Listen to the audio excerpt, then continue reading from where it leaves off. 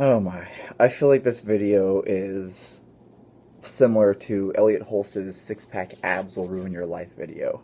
But hey, I think this one needs to be addressed.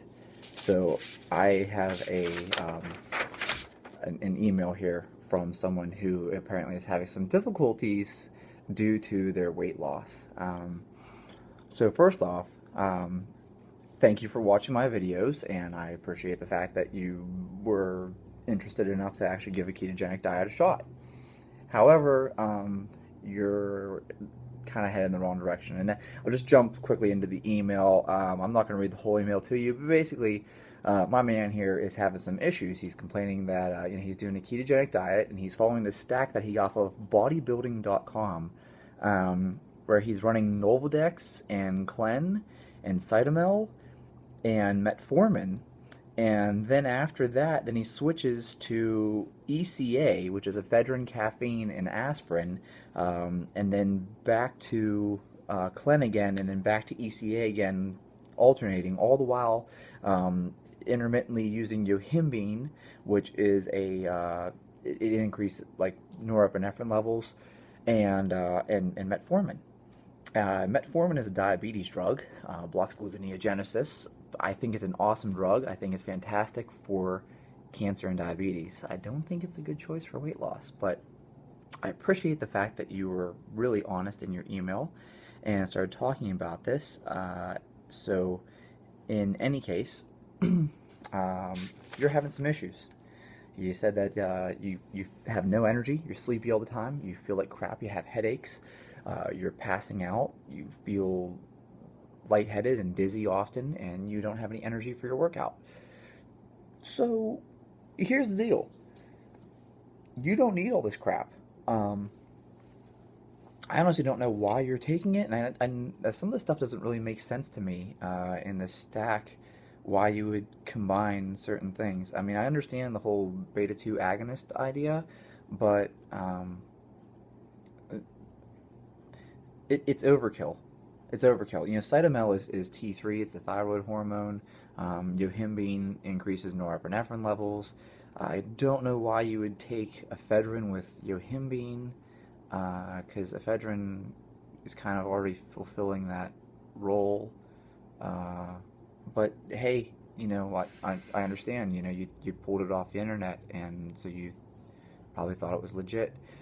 Here's the deal: you're feeling lightheaded and stuff like that. You probably have low blood glucose. And the problem is that with taking all these different things, you've kind of locked yourself into a state of mild hypoglycemia.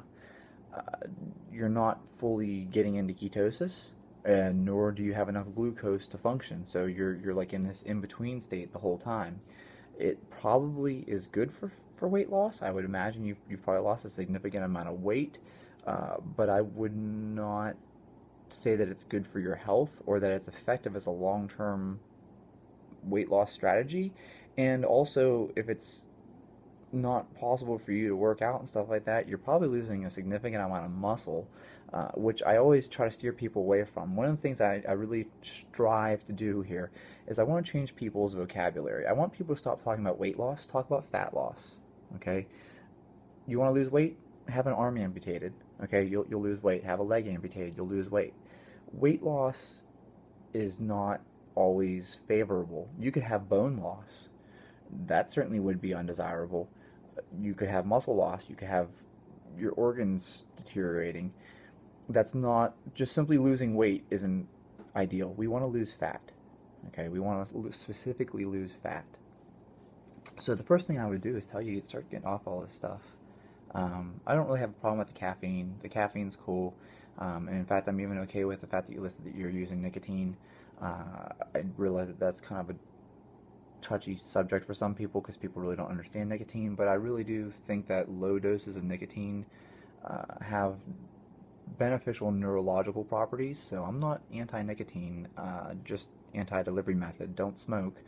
But even myself, I do use the Nicorette lozenges whenever I need a boost. If I'm working on something, I find that I prefer nicotine over caffeine. Whether or not you stack nicotine with caffeine, I would imagine that would be jittery, uh, but I can't really comment on that because it's not something that I play with. But I do use nicotine, and nicotine helps me stay awake when I have to drive for long hours. How many times did I drive from Pittsburgh to Tampa or Tampa to Pittsburgh?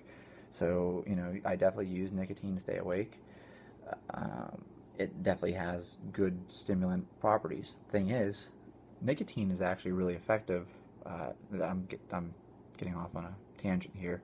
Nicotine is very effective for fat loss, though, but in low doses, because actually they did a study where they found that 1 milligram was more effective for fat loss than giving 2 milligrams, 3 milligrams, 4 milligrams, whatever. As the dose went up, it actually became less effective. 1 milligram was the most effective dose for fat loss. Pretty cool, huh?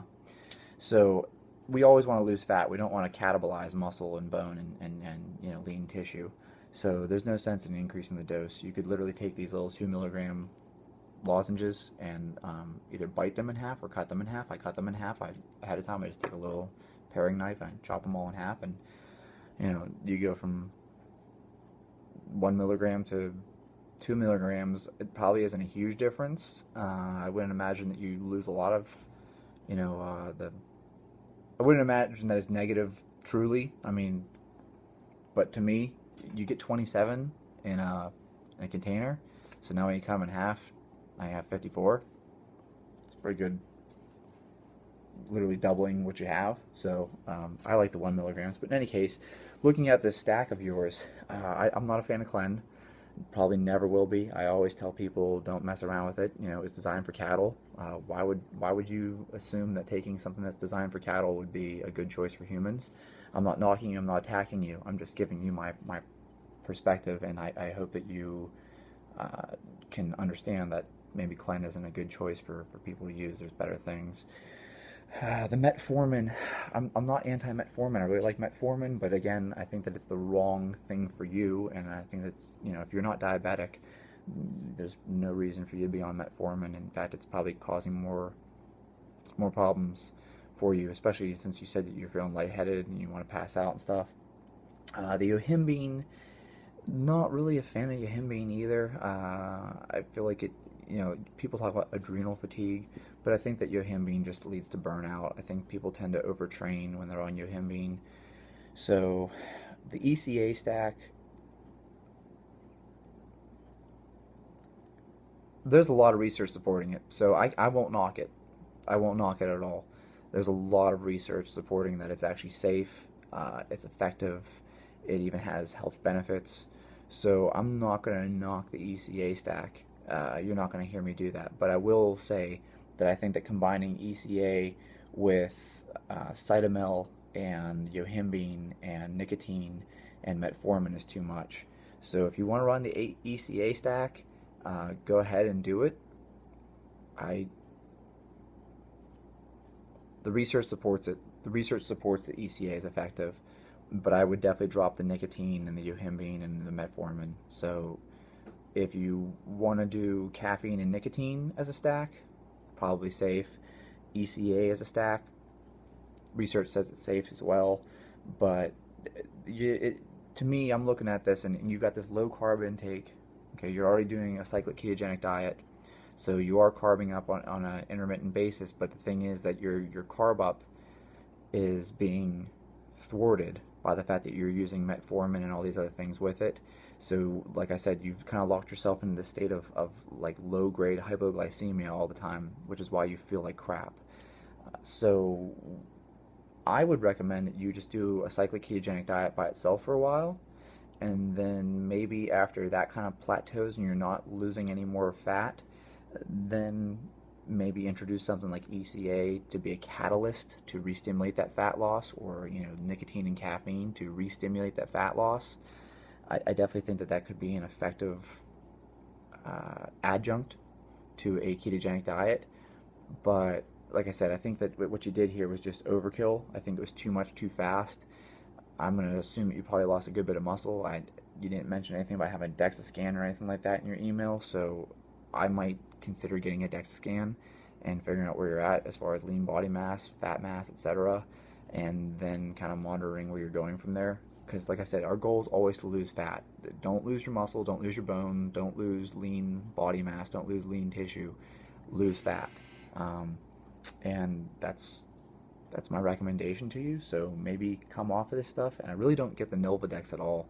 I'm guessing that's probably something along the lines of like trying to lower your estrogen levels. But I don't see why that would be beneficial in a fat loss stack. That just that kind of threw me for a loop. Maybe I'll do more research on it, and if I find something really convincing, like, oh, Novadex is great for weight loss, I'll do another video where I talk about it. But I have never seen any research showing that tamoxifen, that's what Nolvadex is, tamoxifen is effective for fat loss. So now I do think that tamoxifen is great for cancer. Same thing goes for metformin. I think that's great for cancer. And metformin is definitely effective for helping with diabetes, but I just don't feel like those things are good choices for fat loss. So yeah, you feel like crap, not surprised. Come off of some of this stuff. I think that's why you're feeling so lousy.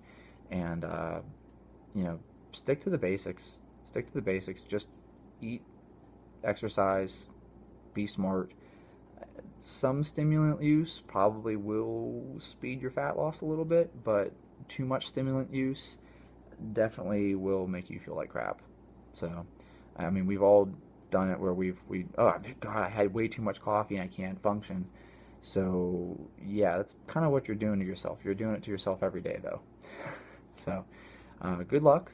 And like I said, if I find something on tamoxifen being helpful for weight loss, I will do a follow-up video strictly on tamoxifen for weight loss.